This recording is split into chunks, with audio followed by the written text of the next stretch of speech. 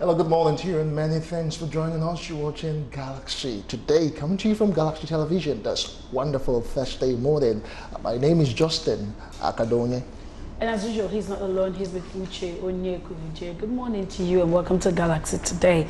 We would say that August, not September. I don't know why my mind is so fast. August is finally coming to an end. In a couple of days, we'll be saying goodbye. Like seriously, Justin. Okay, I'm going to deal with that later. All right, it's good to have you being Thursday. And as usual, we're here with interesting topics. We'll be looking at seeking greener pastures abroad. And also personal styling. 5 important things men should know. I can really do this jotting for Justin. And we have a guest in the house that will be taking us through this. But in the meantime, all you just need to do is send your comment, your questions, or whatever it is you want to send to the numbers that will be written on your screen, and also on our social media handles using hashtag Galaxy Today. I just feel like taking on Justin. Okay, so Justin, a whole lot of friends have been relocated. I used me as an example now. Yes. I was planning my daughter's first year birthday, and it just dawned on me there are no children around because most of our friends and then a couple of our family, blood relatives have relocated. Okay. And it just feels like a lot of people have lost hope when it comes to Nigeria. They just feel there's no hope in Nigeria. Let's just go find the greener pastures somewhere. I'm going to put it to you now, Justin. Why am I not hearing you or seeing you or hearing that you're in Japan or maybe in Malaysia or China, you know, or probably Canada? Canada. Well, the thing is that it has not really been a thing for me just to want to come on, you want to sound patriotic now. As it is. No, it's the truth. Okay. A lot of people just want to run away from the country as it is without really knowing what they would be doing when they relocate, you know. And sometimes that greener pastures, or the pastures that we think or the lawn that we think is green at the other side, it's not so good. Sometimes you could have even gone murky brown, you know. But the truth is that if you have to travel, let it be for a reason, and don't just travel because you feel that there is no hope for us Nigerians or for the country Nigeria. So looking at all of that on the show this morning, what's the impact of Nigerians always wanting to travel abroad? And most of the times when they get there, they tend to do menial job. I've seen senior bank officers in Nigeria relocate to abroad, the US, Europe, Canada, Japan, Mexico. At the end of the day, they are either washing corpses or just waiting on people. Well, that is what we hear sometimes, but we know some of them actually professionally what they do. Yes, because they plan their trips and they know what they had in mind before they left. You know, fine, there's nothing like that. You know, you go abroad, you want to develop your own human capacity, and of course, maybe you go for more tutoring, for more education, and at the end of the day, you get the job and you're doing well. Of course, you can come back and also develop the nation. But some people just go there without they're just completely, you know, bereft of what they would be doing. Cases where ladies relocate for the sake of marriage. Okay. You know, let's just work something out. Let me find something. No. I mean, marriage in the sense that I just want to get out of this pressure of when are you getting married, you know, and then let's just go and settle down, you know. While some guys just come, okay, so how do we do this? I need somebody to come over and then probably help me put things in order, and then they just do marriage. Some reasons can be silly. Some actually have cogent reasons, but like Judley, they travel for all the wrongest of reasons. Exactly. And we will not be discussing the topic by ourselves. We have a life coach who's been here before, and he's joining us yet again to look at all of that, and of course the impact on the nation, the impact on Nigerians themselves.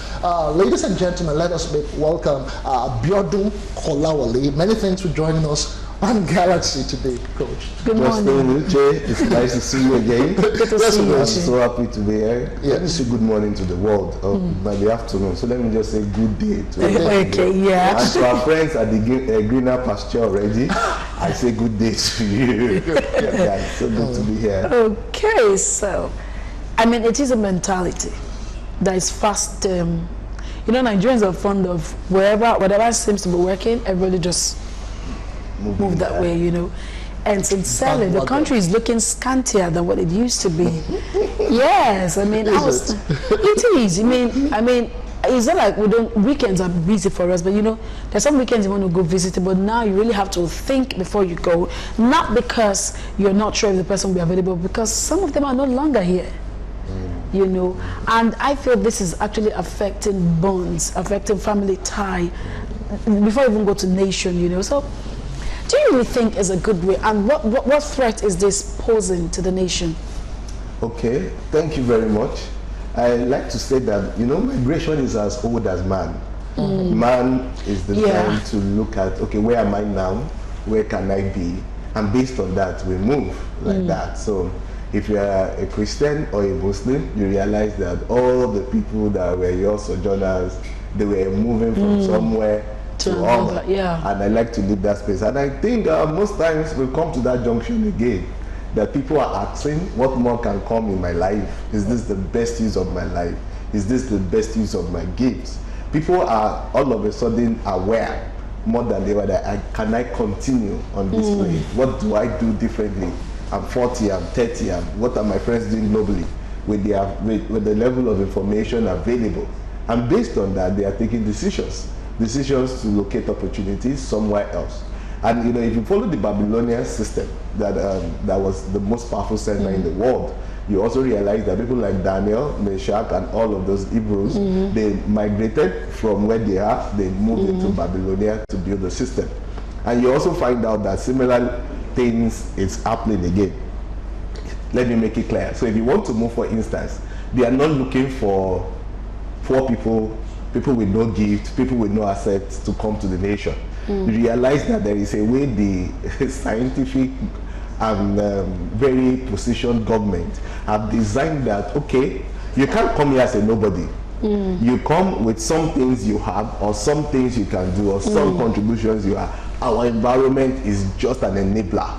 So what they've done is, if you notice your friends that left, you realize that they are not the unemployed people. They are not the stranded people. They are probably people who have jobs, who are just asking after they have met the first level of need of survival, of their food, of their clothes, and they are asking themselves, can I do this for the next 10 years or 20 years? And I think that's where we have to handle it from. So it's not ordinary people living. That's why I got scared. I mean, some of my brightest friends are out of this country. And I'm asking, like, is like Daniels are excusing themselves and finding expressions somewhere else that is stronger, that is better, that seems like possibilities will happen there. And the question, and that's why I think what's happening to us is more than brain drain. When we think it's brain drain, you will treat it with the kicks gloves. It's not. It's an harvest of talents that is happening. When you say harvest, I think that's even that it's like they are taking the best from a system, and we are looking at them and telling us that there is no problem, we are fine, we are better. Like I had one person said, he said, don't worry, our doctors, I read some data about doctors. If you graduate in a medical school for over 15 years, if you are 100 in a class, there are 93% chances that you'll be out of this country in another 15 years. So 100 of us went to school. In another 10 to 15 years, they found out that 92 to 93 of us have left the shores of this country seeking opportunity. And my point is, it doesn't bother us. It doesn't bother us. Like somebody said, don't worry, they will come back. I asked them, what will have happened to the people that have died in another 10 years or 15? That's where you won't do anything about it. When your brightest mind are leaving you, you should feel naked, you should feel stranded, and you should ask new questions. I see. I like the analogy you gave, and looking at it from that angle, yes, not only brain drain, and it feels like Nigerians are not feeling it because it looks like we still have beats and shackles that we're feeding on. But again, there is a need that these people are asking for. It's no longer like the days where parents just think, go to school, when you go to school, come back, get a good job and work. No, the needs looks like it's growing, it's becoming an appetite that can't be satisfied. And so if at all we say we want to retain these people, like you said, your brightest of friends have relocated, we want to retain them, what are we going to use in retaining them? So research shows people are relocating for many reasons, but 5 are very cardinal like that. The first one is the issue of security. Do you feel safe where you are? Do you feel okay? The second is health. When you see our health system, you will get scared at the level. Yes. The third one is education. So I have about 60 to 70% of my friends, of the people that left, and all they are saying is, I think our children deserve more than what they are getting now. I think the world is at a global speed. They need to move along. Let's create an alternative for their education. The next one is economy. Economy is, okay, what else can happen to me? I'm here in a small aquarium. What if I get to the sea and ocean and I can fly? I can do a lot more than I would like to do. And the last one is others. Others include the family asking you to come and, okay, let me just do something, or like you said. So once we sit down and look at these are things pulling off our talent, I think it's a golden time for us to sit down and ask ourselves, how do we crack this hurdle? How do we provide? How do we improve the quality of the healthcare system?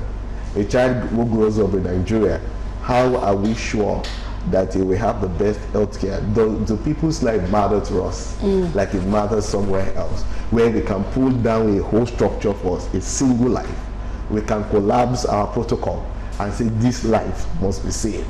Okay, sorry, can we also look at the angle of population? The fear that these people, they're not just traveling, they're actually moving. They're not just moving, they're relocating, and in most cases, changing their citizenry. So it looks like they're actually pulling off the Nigerian look to wear another look, now to become another. I mean, during the days of slave trade, this was how it happened. They moved until they some kind of trace their route. Now, I don't want to be the devil here. I hope we're not heading towards where the nation becomes or goes into extinction, because people are beginning to leave already. Because Nigerians used to be cultural people who believe so much in values, and they want to, every Nigerian man wants a piece of land from his, they believe so much in hereditary and the rest, inheritance and the rest. So if Nigerians are leaving all this behind, I have a fear that this is not going to be a trend which they would show their children, because their children are going to live in foreign land and imbibe the foreign culture. What becomes of our heritage as a country? So our population is still favoring it, interestingly. For now. For now. So I think, the last time we heard the number of people that were taken as slaves in Libya, when we see people trying to cross the Mediterranean Sea, and those things don't touch us again. Those are forms of migration, because of that one is a desperation lane. The higher one is what we have discussed, that is normal. But ultimately, when people are out, they forget where they are coming from. Their names are changed, their styles are changed, their values are changed. But what I'm saying is that people don't mind. People don't mind. People are finding their correlative success stories along the line. And what you see, it's when you have met these basic needs that some other needs becomes very important to you. You will ask new questions. It's when you think you are safe, it's when you think you are getting educated, it's when you think the economy is best for you. That's when you look at it sometimes and tell yourself, oh, I'm here because I'm in Nigeria. So, but when those things are not there, people want to get it first. And if you look at Nigerians in diaspora and what they are doing, the community they are forming, you still see a dose of patriotism and love in some of them. A higher percentage of them, they love this country. But they are asking themselves, I'm growing old, I've got dreams, I've got children, and I can't put all of it in the context of Nigeria like that. And if you see, this is the trend. If you look at our leaders, you find out that they also thought like that, whether it's in politics or in religion or in business. But most of them would decide like, oh, my children, this education, I don't think it will be sufficient for my child, for my son, for my daughter. Go out there. And they go out there, they attend the best university, and fortunately or unfortunately, a lot of them, when they taste that life, that comfort, that everything, they don't want to come back. But the truth is that even if you have tasted all of the comfort that you talk about, can you actually be a first-class citizen in a country that is not yours? So we are sitting back. It depends. By the second, third generation, things change. If we are futuristic about it, the current PM of Prime Minister is from, the root is from Turkey. His grandfather relocated. And if you look at Obama, if you look at some success stories, even Donald Trump, a lot of people are tracking back roots. So it's a matter of, okay, I'm here 50 years, after that 20 years, and sometimes they feel that, oh, that's the best decision that we've taken. My grandfather decided to explore another country, my great-grandfather. You know, it's good to look at it like that too. But what I would just say as Nigerians in diaspora is we owe something back home. Maybe our hearts will break sometimes when we realize that there is something about heritage. There is something that when you have gotten all, you want to look back home to your roots and tell yourself, okay, there is that connection that catches up with you as you grow. That's why, for example, in Atlanta, I think, a state in the US, you find out that there are more people desirous of their children speaking their local language. So you have the Yoruba speaking tribe, as in where people go to school to learn how to speak the Yoruba that is on the street here. They have tutors doing that for their children because they are asking that question. Really, what has happened is their first level of needs are met already. So you have them also wanting to travel back home. And now it's scary to also come back home because of stories that we put out there about people who came home to show their kids their origin and where they came from and try to align them and tell them this is your root. But you got kidnapped. How will those children feel about the country again? So our issues are still staring us in the face, asking us to conquer it, if not for any reason, for the sake of the next generation. Because no country will be better than the quality of their people. And the quality of its people is hidden in what you do in those 5 things. How are people able to thrive with their dreams, their vision, their aspirations? How are people's health care being taken care of effectively? How are people getting educated like they should? How do people feel secured in their environment? And once we do all of Nigerians are not asking for too many things. In fact, we are one of the most hopeful people in the world, if you ask me. And I tell people maybe hope is our problem now because we hope that it will be better. We hope that our hope does not change things. Imagine putting this together only on the premise of hope today. That I hope we have a TV show today. I hope that, and we just hope when we woke up yesterday. But you and I know the communication happened, the planning happened, the effort happened. I drove here. I ensured, I let Oman. So those are things that will produce hope. But if the foundations of hope is not there, people can wait and hope that our country will be better till tomorrow. And the reality is that people's hope are getting crushed until we do something massive about it and engage the communities across these 5 areas I mentioned. It will produce hope. Even sometimes earlier in the 2000s, we had people coming back home. Did you notice that trend? Yes. A lot of technocrats, a lot of people who had garnered experiences, who went away. I don't want to use the word ran. Who went away in 1980s and early 90s.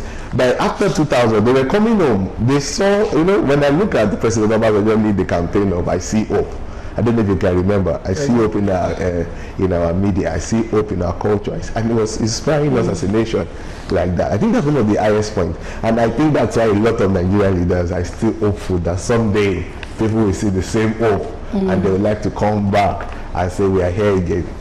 But then again, a lot of people always want to blame the government for most of the issues that we have, and lack of infrastructure, lack of the basic amenities. They will not want to premise that on the reason why they are seeking greener pastures. But as it is, right now, what can we begin to do on our own, as in our own sphere as individuals? Okay, if you ask me, government must take a place. Leadership is everything. Leadership. There is a civil leadership provides that people cannot climb beyond. That's why leadership is sacred. Your life is not yours. Millions of lives depend on you, and they have the right to ask questions and tell you, why don't you open these doors? Why don't you get these done for us? So that because they are also aware. But this is my suggestion for people that are still here like that. Is also a contradiction that as we are growing, some white men are coming, and every plane flying from some part of Europe and Asia, they are always packed full because we become a specimen across the world. But the world is asking, how come these people have this? How come they have this challenge? I have a solution. And they are finding their space. The terrain is not clear, the data are not there to support, but they are taking huge risks on this. So you see them bringing in their money, their resource to do some things. And that's why we should ask, okay, what's wrong? What's this misnomer? You are leaving, more people are coming, and more people are coming in. And when they come in fact, there are communities in the state that if you get there, you will be shocked at the level of that culture mix. I saw with data that by 2050, we will have about more Nigerians who are father Chinese or American or another culture, and mothers another culture living in the context. So you will see somebody called Belangi, and he'll be looking like a Chinese. And you ask, where are you from? And you find out like that because they are coming to explore. So these are my suggestions. If you think that you will go abroad and you want to find more opportunities, like you said, plan it. Don't join the bandwagon. Ensure you try, you stand out. Because you could also come back and be a better builder. You could form a network, you could have relationships, you could have access to more resource. When I say resources, more than money, connections, there are many things out there globally that positions you to be able to solve Nigeria's problem. But you have to say that the best places of the world are the problematic areas of the world. Yeah, that the challenges are actually opportunities in disguise. I remember one of these companies recently brought in $5.4 million to start something that we all don't think we'll be thriving. And they are pulling and pushing it, and they are trying to make a difference out of it. So you too also could have those type of alliance. But if you are here, I challenge that you have to raise the game too for yourself. You have to develop global connection thanks to the internet, thanks to your internet education and exposure, just to make sure that these challenges strip it inside out and see how you can conquer delivery in your way. As you go, I also challenge us to aspire. Sometimes, because of our willingness to survive, Nigerians have buried most of the dreams in their heart. The environment is hard, so you just tell yourself, this is not working. Let me put it somewhere in the box. Let me fight for my own survival, like that. But those dreams are the connections to building. They become who we are. The dreams of yesterday are the realities we are today. And I still say that expand our frontiers. Keep dreaming. Let's change the scope of work. Let's move it up. Aspire to impact people like this. When you do that globally, you will be positioned as somebody doing something that is very fantastic.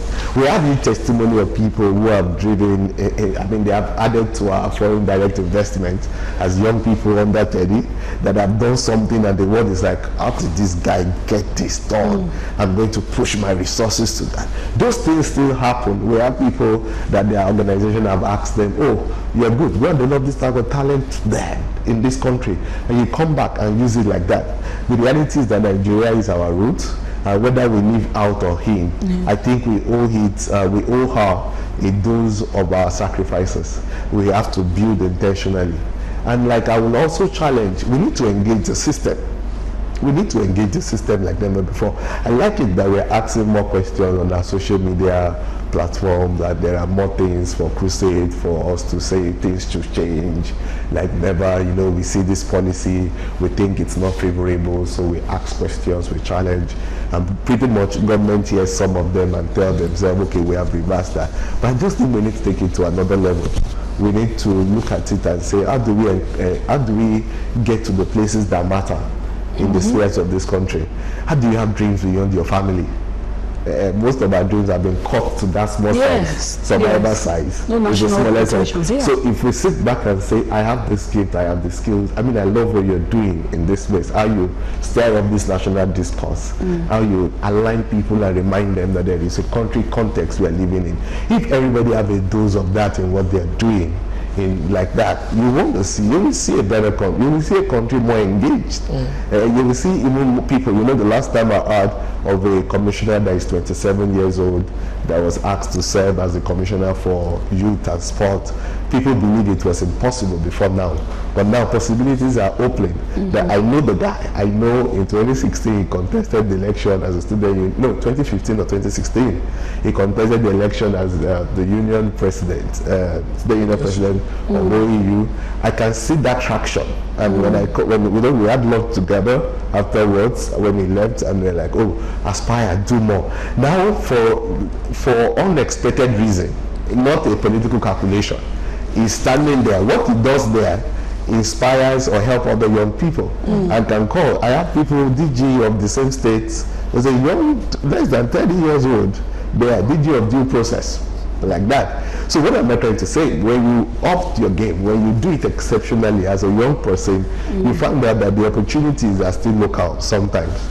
That even though you have the international opportunity, you might have to come this local space and operate from there and see that there are people like Ngozi Owere that served, and from what they did locally, opportunities opened up for them globally, but they still found this cultural, they still come to build. Then Antiobi has done amazing, they've done amazing work. So you have people additional mixing this thing right and getting the positioning possible like that. So they didn't just run, like they actually got, they started from here, they went bigger, expanded your horizon, and eventually they came back, to build on the country, which should be the main core, the main focus. I think then lastly, I would say our National Orientation Agency have a major role to play in communicating what Nigeria is to people. So you sit with a 5-year-old or a 7-year-old or a 10-year-old, what does he or she think Nigeria is? That's my biggest concern. That's my biggest concern. We frustrated these teachers. We sell bad news about our leaders to the person. The parents also speak about the context of this country. So the real thing is not the relocation happening now. Is that in the minds of a lot of younger generation, they have relocated already when we said those. So I also challenge that platform because we have it all over here. They have the infrastructure. Sell Nigeria to the next generation. Tell them it's possible. Tell them it's good to be in Nigeria. Tell them that these are the possibilities. And also equip them, because sterling is different from sustenance. But even if you are equipping and you are doing all of this and you are not telling the stories, you find out, recently I'm also challenging parents to tell the story of their country, of their root. I've had to do that to my children. This is where our grandfather came from. This place is where this thing matters. They've been there. They can see. And there is a form of, it connects with them like that in the Nigerian agenda. But what I'm trying to say is that they go to schools and the frustrated teacher describes the context of this country they are in. Am I right? And says, Nigeria, it's a very business country. You won't try there. This is your dreams. By the time that happens, they get home, you watch the news, you see what's happening. Am I right? So there is no new connection, no positive connection to the context. And guess what? Shockingly, you find out that some of those pressures of relocation come from those children. Yes. Because anytime they travel, they experience the life of their dreams. They have a nation that is sold to them, that possibilities happen here. They don't show them the ghettos of the same place. They don't show them where things are not working. They bring forth their strong, and the people begin to say, this looks like what we are talking about. That's why I said the communication has to happen. Even when you are equipping, don't keep quiet. Tell us what you are building.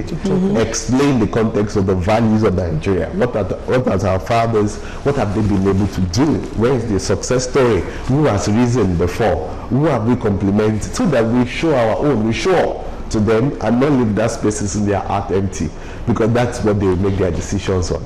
Exactly. That if I get the opportunity to escape out of this country, escape, and that's what has happened with that generation between 11 and 25. You see a lot of them grew up like that, no communication, and they are not seeing hope. Come back to that. Well said. You couldn't have said it enough or said it better. He said all that we need to hear, about seeking greener pastures. The thing is that we need to communicate all about, the good things about Nigeria. Nigeria is not always doomed. I don't know why most people try to spell doom for Nigeria, but then also as a people, we just have to do our best to try and salvage this country for ourselves, because we are the only one that can do that for ourselves. Even if we need to travel abroad, let us travel abroad, get the requisite knowledge, information, and of course come back and also build our homeland. Our guest for the session has been Biodun Kolawole. He is a life coach, and many thanks for joining us on the show. Thank you, Justin. Despite the fact that I had to drag you at midnight for this, I do appreciate it. My Thank pleasure. you so much. My We do pleasure. appreciate Thank you. it. Let's have a social media handle for those who might want to reach you. Yes, Biodun Kolawole on Instagram, Biodun Kolawole on Facebook, Biodun Kolawole on LinkedIn. Which other one do we have? Snapchat. If you do that. So go ahead and look for him everywhere. Biodun Kolawole on Instagram, on Facebook, and of course on Twitter. When we return, we'll be focusing our attention on fashion tips for men specifically. 5 important things men should know about personal styling. We have a fashion entrepreneur in the house who will be discussing it with that. Before we bring him on, still talking about why people travel. Israel put the song together, said, Owita Joka. Most people think that poverty is bad, so they would really want to travel. Plus, I will also be taking Frankie J back to back in a moment when we return to join us again.